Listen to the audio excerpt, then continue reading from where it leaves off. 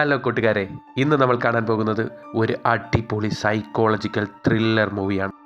സിറ്റിയിലെ ഒരു ഹോസ്പിറ്റലിൽ ഒരു രാത്രി നടക്കുന്ന പ്രസവവും അവിടെ നടക്കുന്ന ദുർമന്ത്രവാദത്തിൻ്റെ കഥയാണ് ഈ സിനിമയിലൂടെ നമ്മൾ കാണാൻ പോകുന്നത്. അപ്പോൾ സമയം കളയാതെ തന്നെ സിനിമയിലേക്ക് പോയാലോ. കഥയുടെ തുടക്കത്തിൽ തന്നെ ഡ്രഗ് നൽകി ദുർമന്ത്രവാദം നടത്തുന്ന സ്ഥലത്തു നിന്നും 2 ഡ്രഗ് അഡിക്റ്റുകൾ പുറത്തേക്ക് ഓടി രക്ഷപ്പെടുകയാണ്. എന്നാൽ അവരെ പിന്തുടർന്ന് വന്ന 2 പേർ അവരിൽ ഒരാളെ വെടിവെച്ച് കൊന്നു കത്തിക്കും. എന്നാൽ കൂടെ ഉണ്ടായിരുന്ന ഒരുത്തൻ അവരുടെ കയ്യിൽ നിന്ന് രക്ഷപ്പെട്ട് കാട്ടിനുള്ളിലേക്ക് ഓടിക്കയറും. എന്നാൽ അവനെ വെറുതെ വിടാൻ ഉദ്ദേശമില്ലാത്ത ആ കൊലയാളികൾ അവൻ്റെ പിന്നാലെ തന്നെ പോകും. എന്നാൽ ഇതിനെല്ലാം സാക്ഷിയായി ആ ദുർമന്ത്രവാദിനിയുടെ അനുയായി ആ വീടിന് പുറത്തു തന്നെ ഉണ്ടായിരുന്നു. എന്നാൽ അന്നു രാത്രി ഈ സംഭവം നടക്കുന്നതിന് തൊട്ടടുത്ത് തന്നെയാണ് പോലീസുകാരനായ ഡാനിയൽ, നമ്മുടെ കഥയിലെ ഹീറോ, നൈറ്റ് പെട്രോളിങ്ങിന് വന്നത്. നേരത്തെ ആ കൊലയാളികളുടെ കയ്യിൽ നിന്നും ഓടി രക്ഷപ്പെട്ട ആ ഡ്രഗ് അഡിക്റ്റ് ഹീറോ ആയ ഡാനിയലിൻ്റെ മുന്നിൽ വന്ന് പെടുകയാണ്. ശരീരം മുഴുവൻ ഇഞ്ചോർഡായിരിക്കുന്ന അവനെ കാണുമ്പോൾ ഉടനെ തന്നെ ഡാനിയൽ തൻ്റെ എക്സ് വൈഫ് വർക്ക് ചെയ്യുന്ന ഹോസ്പിറ്റലിലേക്ക് കൊണ്ടുപോകും. ഭാഗ്യമെന്ന് പറയട്ടെ, അന്ന് നൈറ്റ് ഷിഫ്റ്റിനായി ഉണ്ടായിരുന്നതും പോലീസുകാരൻ ഡാനിയലിൻ്റെ ഭാര്യ ആലിസൺ തന്നെയായിരുന്നു. ഡാനിയലിനെ കാണുന്ന ഉടനെ തന്നെ ആലിസൺ ഓടി വന്ന് ചോദിക്കും, നിങ്ങളെന്താ ഇവിടെ? എന്ത് പറയാനാ, ഇന്ന് നൈറ്റ് പെട്രോളിങ്ങിൻ്റെ ഇടയിലാണ് ഈ വള്ളിക്കെട്ട് കേസ് എൻ്റെ കയ്യിൽ വന്ന് പെട്ടത്. കണ്ടിട്ട് ഡ്രഗ് അഡിക്റ്റ് ആണെന്ന് തോന്നുന്നു, ദേഹത്തെല്ലാം ഇഞ്ചറിയുമുണ്ട്, എന്തെങ്കിലും ചെയ്ത് ഇവൻ്റെ ജീവൻ രക്ഷിക്കാൻ ഡാനിയൽ പറയും. എന്നാൽ അവിടെ ഇത്രയും കാര്യങ്ങൾ നടക്കുമ്പോഴും പേഷ്യൻറ്റിനോടെ കളിച്ചുകൊണ്ടിരിക്കുകയാണ് ഹോസ്പിറ്റലിലെ പുതിയ നഴ്സായ ക്ലാര.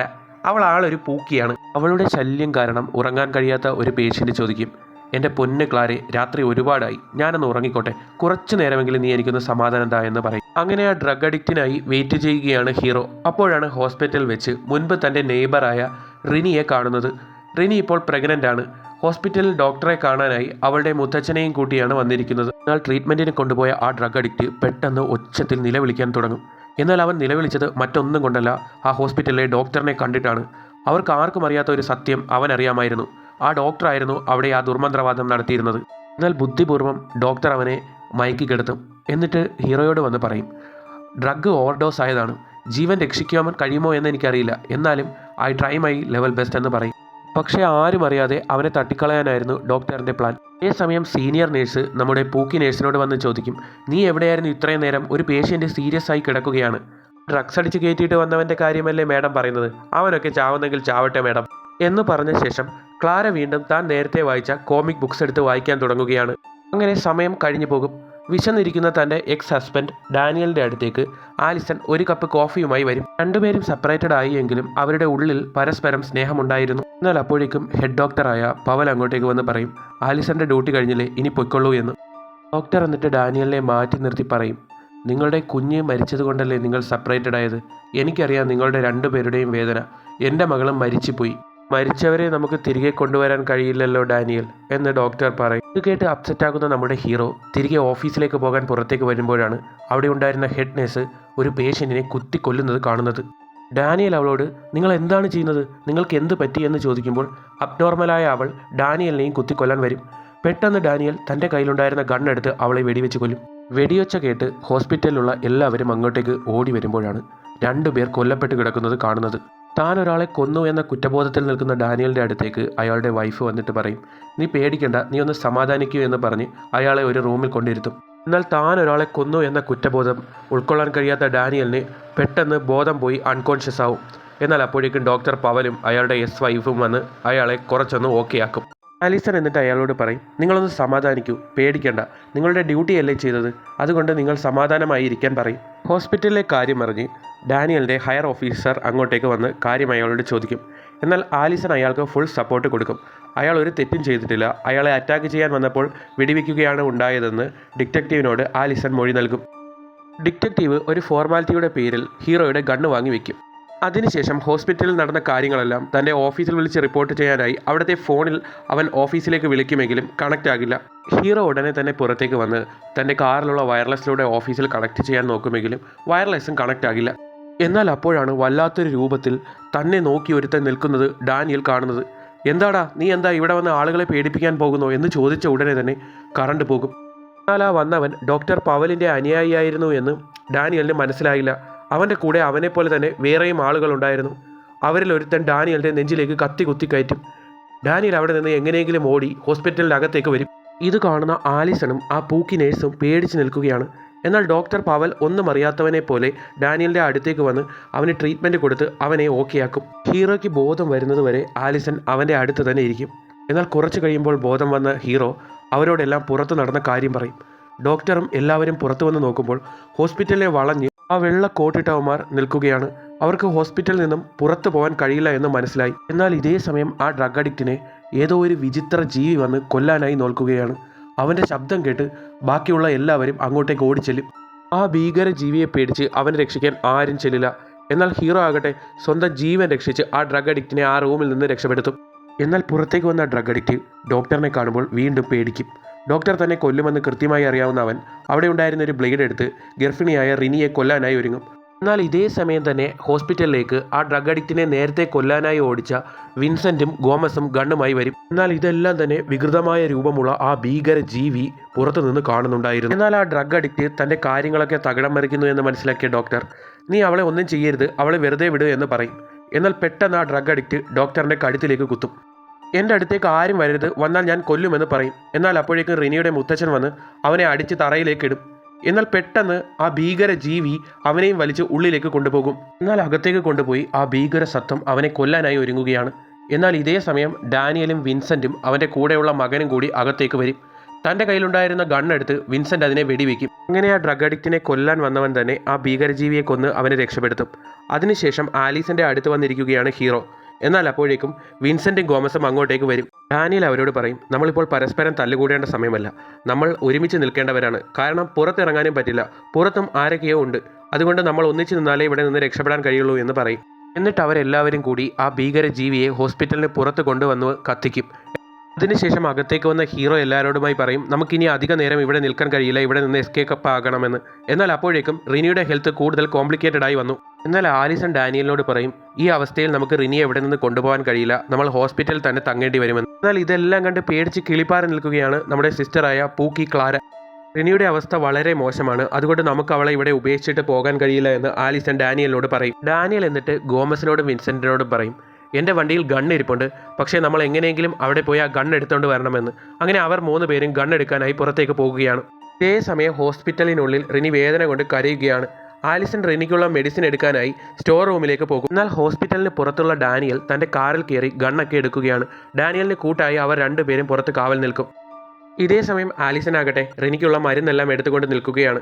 എന്നാൽ ആ ഡ്രഗ് അഡിക്റ്റിൻ്റെ കുത്തുകൊണ്ട് മരിച്ചുവെന്ന് വിചാരിച്ച ഡോക്ടർ പവൽ അപ്പോഴേക്ക് റിനിയുടെ ബാക്കിൽ വന്ന് നിൽക്കും. ഇതേ സമയം ഡാനിയൽ കാറിൽ നിന്ന് ഗണ്ണെടുക്കുന്ന സമയത്തേക്ക് ഡോക്ടർ പവലിൻ്റെ അനുയായികൾ അങ്ങോട്ടേക്ക് വരും. ഗണ്ണുമെടുത്ത് ഹോസ്പിറ്റലിനുള്ളിലേക്ക് ഓടുന്ന വഴിക്ക് വിൻസെൻറ്റിൻ്റെ മകൻ ഗോമസ് അതിലൊരാളെ വെടിവെച്ച് കൊല്ലും. അങ്ങനെ ഗണ്ണൊക്കെ എടുത്ത് ഹോസ്പിറ്റലിനുള്ളിൽ വരുമ്പോഴാണ് ഡാനിയലിനോട് റിനിയുടെ മുത്തച്ഛൻ പറയുന്നത്, മെഡിസിൻ എടുക്കാൻ പോയ ആലിസനെ ഇതുവരെ കണ്ടില്ല എന്ന്.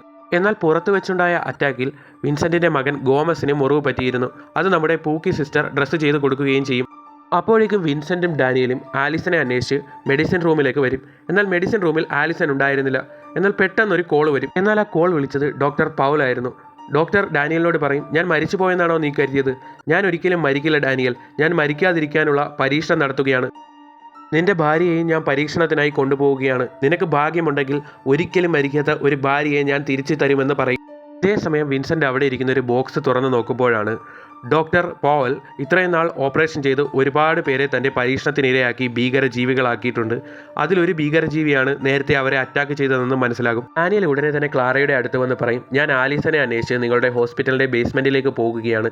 നീ എനിക്ക് ബേസ്മെൻറ്റിലേക്കുള്ള വഴി പറഞ്ഞു തരണമെന്നും പറഞ്ഞ് അവരുടെ കയ്യിൽ ഒരു വയർലെസ് സെറ്റ് കൊടുക്കും. പാവം അവൾ ഇതെല്ലാം കണ്ട് പേടിച്ച് നിൽക്കുകയാണ്. എന്നാൽ ഇതേ സമയം ആ ഫോട്ടോകളിൽ ഒന്ന് തങ്ങൾ പിടിച്ചുകൊണ്ടുവന്ന ആ ഡ്രഗ് അഡിക്റ്റിൻ്റെ ഫോട്ടോയാണെന്ന് വിൻസെൻ്റ് കണ്ടുപിടിക്കും. അവനും ഇതുമായി എന്തോ ബന്ധമുണ്ടെന്നും പറഞ്ഞ് അവനോട് വന്ന് അവർ കുത്തിന് പിടിച്ച് കാര്യം ചോദിക്കുമ്പോഴാണ് അവൻ പറയുന്നത്, doctor Pavel black magic practice ചെയ്യുന്ന ഒരാളാണ്. അയാളുടെ മകൾ മരിച്ചുപോയി. ആ മകളെ ജീവനോട് കൊണ്ടുവരാൻ വേണ്ടിയാണ് അയാൾ ഇതൊക്കെ ചെയ്യുന്നത്. അതിനായാണ് അയാൾ പാവപ്പെട്ട ആളുകളെ പരീക്ഷണത്തിലൂടെ വലിയ മോൺസ്റ്റേഴ്സ് ആക്കി മാറ്റുന്നതെന്ന് പറയും. അങ്ങനെ അവനെയും കൂടെ കൂട്ടി ഡോക്ടർ പവലിനെ അന്വേഷിച്ച് അവർ 4 പേരും ബേസ്മെൻറ്റിലേക്ക് പോകുകയാണ്. എന്നാൽ സിസ്റ്റർ ക്ലാര വയർലെസ്സിലൂടെ പറഞ്ഞു കൊടുത്ത വഴി പോലെ അല്ലായിരുന്നു ബേസ്മെൻറ്റിലുള്ളത്. അവിടെ വേറെ ഒരുപാട് വഴികളുണ്ടായിരുന്നു. അവരതെല്ലാം കാണുമ്പോൾ കൺഫ്യൂസ്ഡ് ആകും. കൂടാതെ താഴെ ലൈറ്റും ഉണ്ടായിരുന്നില്ല. എന്നാൽ ഇതേ സമയം ഡോക്ടർ പവൽ ആലീസനെ ബേസ്മെൻറ്റിലെ ഏതോ ഒരു റൂമിൽ കൊണ്ടുവന്ന് സർജറി ചെയ്യാനായി ഒരുങ്ങുകയാണ്. എന്നിട്ട് അയാൾ അവളോട് പറയും, നീ പേടിക്കേണ്ട, നിന്നെ ഞാൻ പുതിയൊരു ജീവിയാക്കി മാറ്റാം, ഒരിക്കലും മരണമില്ലാത്ത ഒരു ജീവിയാക്കാമെന്ന്. എന്നാൽ ഇതേ സമയം അവർ 4 പേരും താഴേക്ക് ഇറങ്ങി വരും. എന്നാൽ അവിടെ ഒരു സ്ഥലം കാണുമ്പോഴേക്കും ആ ഡ്രഗ് അഡിക്റ്റ് പറയും, ആ ഡോക്ടർ ഞങ്ങളെ എല്ലാവരെയും ഇങ്ങോട്ടേക്ക് കൊണ്ടുവന്നാണ് അയാളുടെ ബ്ലാക്ക് മാജിക് ചെയ്തതെന്ന്. എന്നാൽ ഇതേ സമയം മുകളിൽ റിനിയുടെ വേദന കൂടി വന്നു. അവൾക്ക് സഹിക്കാൻ കഴിയാത്ത രീതിയിൽ അവൾ നിലവിളിച്ചു. എന്നാൽ ഇതേ സമയം ഡാനിയൽ താഴെ ഒരു റൂം കണ്ടെത്തുകയാണ്. അതിനുള്ളിലാണ് ഡോക്ടർ പവൽ ഉണ്ടാവുക എന്ന് അവർ വിചാരിക്കും. എന്നാൽ വിൻസെൻ്റ് പറയും, നീ ഒരു മണ്ടത്തരമാണ് കാണിക്കുന്നത്, അയാൾ വളരെ ഡേഞ്ചറസ് ആണ്, ആ റൂം തുറക്കരുത് എന്ന്. പേടിയുണ്ടെങ്കിൽ നീ അകത്തേക്ക് വരണ്ട എന്നും പറഞ്ഞ് ഡാനിയൽ അകത്തേക്ക് വരുമെങ്കിലും അവിടെയും ഡോക്ടർ പവൽ ഉണ്ടായിരുന്നില്ല. എന്നാൽ ഇതേ സമയം പാതി മയക്കത്തിലുള്ള ആലിസൺ ഡോക്ടർ പവലിനോട് പറയും, നിങ്ങൾ ഈ ചെയ്യാൻ പോകുന്നത് വലിയ തെറ്റാണെന്ന്.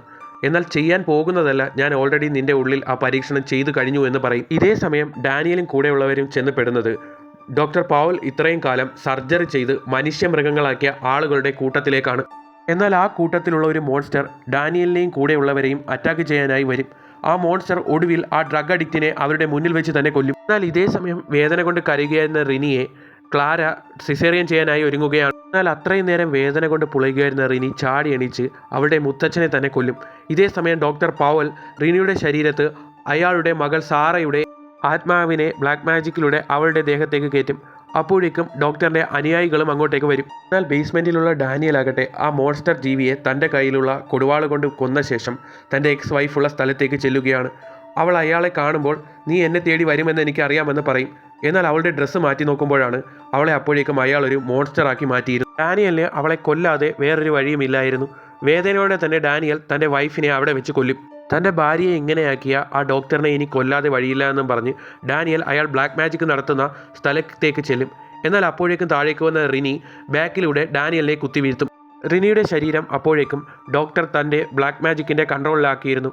ഡോക്ടറും അപ്പോഴേക്കും ഒരു മോൺസ്റ്ററിനെ പോലെ ആയി മാറും. തൻ്റെ മരിച്ചുപോയ മകൾ സാറയെ തിരികെ കൊണ്ടുവരാനായി ഡോക്ടർ അപ്പോഴേക്കും തൻ്റെ ആവാഹന ക്രിയകൾ തുടങ്ങിയിരുന്നു. ഇതെല്ലാം ഡാനിയൽ അവിടെ നിന്ന് കാണുകയും ചെയ്യുന്നുണ്ടായിരുന്നു. പക്ഷേ അവനൊന്നും തന്നെ ചെയ്യാൻ കഴിഞ്ഞില്ല. അങ്ങനെ ഡോക്ടറിൻ്റെ ബ്ലാക്ക് മാജിക്കിൻ്റെ ഫലമായി റിനിയുടെ വയറ്റിൽ നിന്ന് ഒരു വലിയ മോൺസ്റ്റർ പുറത്തേക്ക് വരികയാണ്. പുറത്തു വന്ന മോൺസ്റ്റർ വിൻസെൻറ്റിൻ്റെ അടുത്തേക്കാണ് വന്നത്. വിൻസെൻറ്റിനെ അത് കൊല്ലാനായി ഒരുങ്ങുന്നതിന് തൊട്ട് മുൻപായി അവിടെ ഉണ്ടായിരുന്ന മണ്ണെണ്ണയെല്ലാം വിൻസെൻറ്റ് തൻ്റെ ശരീരത്തിനടുത്ത് ഒഴിച്ച ശേഷം തൻ്റെ മകനോട് പറയും, നീ ഒന്നും ആലോചിക്കേണ്ട, അച്ഛൻ എന്തായാലും ഇനി ജീവിതത്തിലേക്ക് തിരിച്ചു വരാൻ കഴിയില്ല, അച്ഛനോടൊപ്പം ഈ ജീവിയെയും കൊന്നേക്കെന്ന് പറയും. അങ്ങനെ അവൻ വേദനയോടെ തീ കൊളുത്തും. എന്നാൽ അപ്പോഴേക്കും ഡാനിയൽ സാവധാനം ഇറങ്ങി ഡോക്ടറിൻ്റെ അടുത്തേക്ക് ചെന്ന് പിറകിലൂടെ ഡോക്ടറിൻ്റെ തോളിൽ വെട്ടും. വെട്ടുകൊണ്ട് ഡോക്ടർ അവനോട് പറയും, നിനക്കെന്നെ ഒന്നും ചെയ്യാൻ കഴിയില്ല ഡാനിയൽ, ഞാൻ എൻ്റെ മകളോടൊപ്പം മറ്റൊരു ലോകത്ത് ജീവിക്കുമെന്ന് പറയും. എന്നാൽ ഡാനിയൽ ആകട്ടെ ഡോക്ടറിനെയും കൊണ്ട് ആ മാന്ത്രിക ത്രികോണത്തിനുള്ളിലേക്ക് ചാടും. എന്നാൽ ആ ത്രികോണത്തിനുള്ളിൽ ആദ്യം കയറുന്നത് ഡോക്ടർ ആയതുകൊണ്ട് തന്നെ ഡോക്ടറാണ് ബലിയായി മരിക്കുന്നത്. ഇങ്ങനെ എല്ലാം ശാന്തമാകുമ്പോൾ ആ ഹോസ്പിറ്റലിൽ ബാക്കിയുണ്ടായിരുന്നത് വിൻസെൻറ്റിൻ്റെ മകനും നമ്മുടെ പൂക്കി നേഴ്സും മാത്രമായിരുന്നു. പക്ഷേ ഇതേ സമയം ഡാനിയലും ആലിസണും ആ ഡോക്ടർ ഉണ്ടാക്കിയ ആ മാന്ത്രിക ലോകത്തിൽ വെച്ച് കണ്ടുമുട്ടുകയാണ്. ഡോക്ടർ തൻ്റെ മകളോടൊപ്പം ആ മാന്ത്രിക ലോകത്തിൽ ജീവിക്കണമെന്നാണ് കരുതിയിരുന്നത്. പക്ഷേ ഡോക്ടർ ഒരിക്കലും വിചാരിച്ചില്ല ഡാനിയലിന് പകരം താൻ ബലിയായി മാറുമെന്ന്. അങ്ങനെ ഈ ഒരു സീനോട് കൂടി ഈ സിനിമയുടെ അവസാനിക്കുകയാണ്.